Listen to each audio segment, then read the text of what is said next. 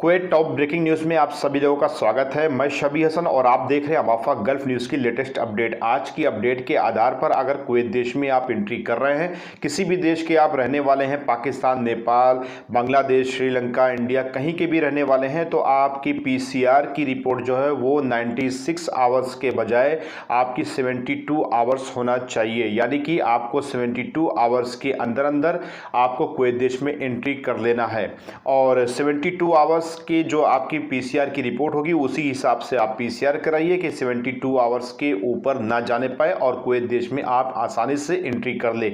ये थी आज की लेटेस्ट अपडेट। वो लोग जो कुवैत देश में एंट्री करना चाहते हैं तो 72 आवर्स तक आप PCR की रिपोर्ट आप रेडी करिए।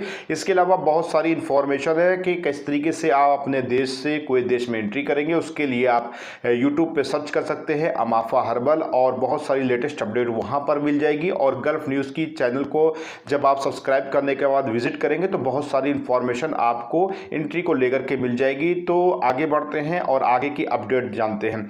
कुवैत देश में अगर आप रहते हैं और आपकी उम्र 50 साल से ऊपर हो चुकी है तो आपको तीसरी खुराक बूस्टर की लेनी बहुत ही ज़रूरी है।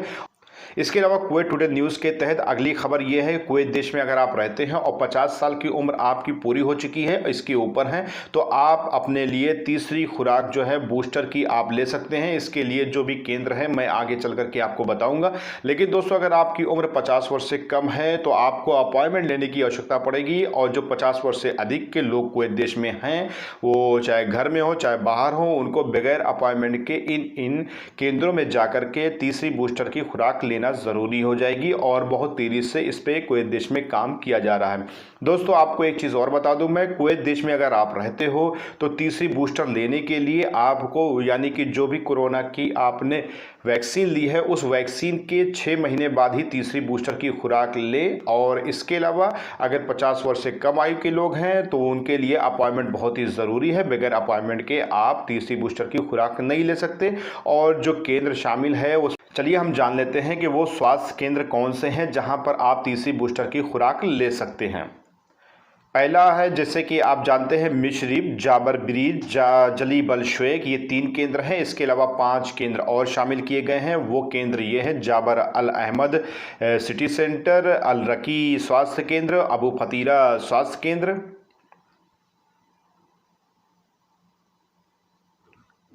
अल नसीम स्वास्थ्य केंद्र और अल जाबरिया स्वास्थ्य केंद्र। यानी कि अगर आप इन मंतके में रहते हैं तो इन मंतके में आप जाकर के इन स्वास्थ्य केंद्रों में आप तीसरी बूस्टर की खुराक ले सकते हो।